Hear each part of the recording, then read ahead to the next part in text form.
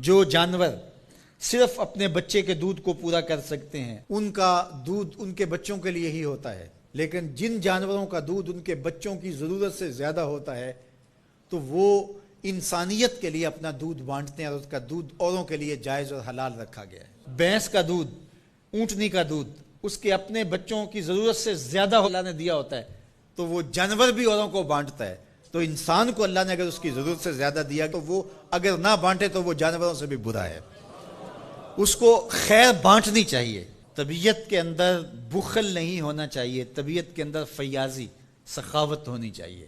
اللہ کے محبوب علیہ السلام نے فرمایا سخی اللہ کے بھی قریب ہے، لوگوں کے بھی قریب ہے، جنت کے بھی قریب ہے، ہاں دوزخ سے دور ہے۔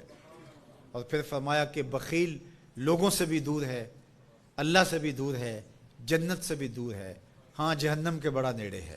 اللہ اگر عطا کرے تو اوروں کو دینا چاہیے۔ شادی شیرازی تو فرماتے ہیں کہ فقیر کی علامت یہ ہے کہ جب اس کو ایک روٹی ملے تو وہ بانٹ کر کے آدھی کسی دوسرے کو دے دیتا ہے اور آدھی خود کھاتا ہے، تاکہ اپنے اطراف کے اندر لوگوں کے دکھ اور درد بانٹے جائیں۔ تو اللہ تعالیٰ جل شانہ نے اس شخص کی مذمت کی گھوڑوں کے وصف بیان کر کے، گھوڑوں کی قسمیں کر کے، جو رب کی نعمتوں پر ناشکری کرتا ہے اور ہر وقت اس کا مطمع نظر دنیا ہے، تو کہا یہ عمومی لوگوں کا رویہ ہے کہ وہ ناشکرے ہوتے ہیں، وہ بخیل ہوتے ہیں، وہ ناقدر شناس ہوتے ہیں، تکلیف آئے تو واویلا کرتے ہیں، اللہ کی طرف سے نعمتیں آئیں تو پھر سانپ بن کے بیٹھ جاتے ہیں نعمتوں کے اوپر۔ یہ جو قنوط کا مزاج رکھنے والے لوگ ہیں، اللہ نے فرمایا کہ باہر سے کوئی دلیلیں لانے کی ضرورت نہیں، وَإِنَّهُ عَلَىٰ ذَلِكَ لَشَهِيدٌ۔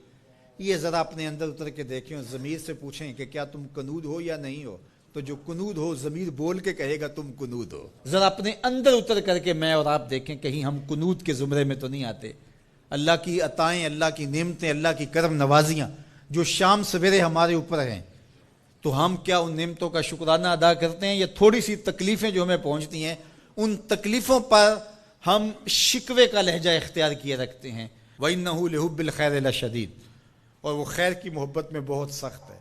یا خیر سے مراد مفسرین نے کہا المال، یعنی وہ مال کی محبت اس کے اندر کوٹ کوٹ کے بھری ہوئی ہے، ہر وقت مال کی طلب، مال کی خواہش، جتنا بھی مال اس کے پاس ہو جائے پھر بھی وہ سیراب نہیں ہوتا۔ سعدی شیرازی فرماتے ہیں کہ پیٹ بھر جاتا ہے، آنکھیں نہیں بھرتی۔ حل من مزید کے نعرے ہر وقت لگاتا رہتا ہے کہ اور آ جائے، اور آ جائے، اور آ جائے۔ دولت کا پیار اس کے اندر کوٹ کوٹ کے بھرا ہے۔ انسان بوڑھا ہوتا جاتا ہے لیکن دو چیزیں اس کی جوان رہتی ہیں، ایک مال کی محبت اور ایک جینے کی تمنا۔ بوڑھا بھی ہو جائے تو یہ دو چیزیں اس کی بوڑھی نہیں ہوتی۔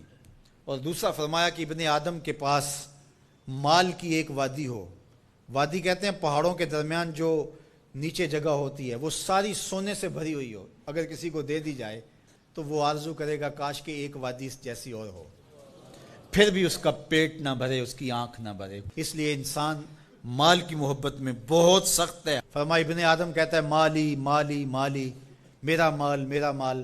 فرمایا اس کا مال وہ ہے جو اس نے کھایا اور ضائع کر دیا، پہنا اور پرانا کر دیا، یا اس نے جو آگے بھیج دیا۔ فرمایا باقی اس کا نہیں ہے، باقی وارثوں کا ہے، اور وہ کفن بھی میلا نہیں ہونے دیں گے، بانٹ لیں گے۔ جاندی واری ڈرونا بنیو تے ہاتھ نہ لاندے ڈر دے، جنہ لئی تو پاپ کمائے اج کتھے نہیں تیرے کر دے۔ وہ میاں صاحب اپنے لہجے میں بڑی خوبصورت بات کہہ گئے، بہت خوبصورت ہے کہ بڈھا بہ کے سوچاں سوچے میں مالک ہاں کردہ، بڈھا بہ کے سوچاں سوچے میں مالک ہاں کردہ، کر دے بہ کے کرن سلاواں بڈھا کیوں نہیں مرتا۔ تو اپنی زندگی آگے بھیجو۔ حضور تشریف لائے گھر میں، سیدہ عائشہ رضی اللہ تعالیٰ عنہ موجود تھی، تو ایک بکری ذبح کی گئی تھی، تو فرمایا کچھ ہے کھانے کے لیے؟ کہا حضور سب بانٹ دیا ہے، ایک دستی باقی بچی ہے۔ حضور نے فرمایا جو بانٹ دیا ہے وہی باقی بچا ہے، جو بانٹ دیا ہے وہی باقی بچا ہے۔ تو جو انسان آگے بھیج دیتا ہے، اللہ کی راہ میں خرچ کر دیتا ہے، لیکن بہرحال یہ تو تھوڑے لوگوں کو راز معلوم ہوتا ہے، اور یہ طبع میں چیز راسخ ہو جائے یہ تو چند لوگوں کا مقسوم ہوتی ہے۔ عمومی طور پہ جو رویہ ہے قرآن نے اس کو بیان کیا، وَإِنَّهُ لِحُبِّ الْخَيْرِ لَشَدِيدٌ، بے شک وہ مال کی محبت میں بہت سخت ہے۔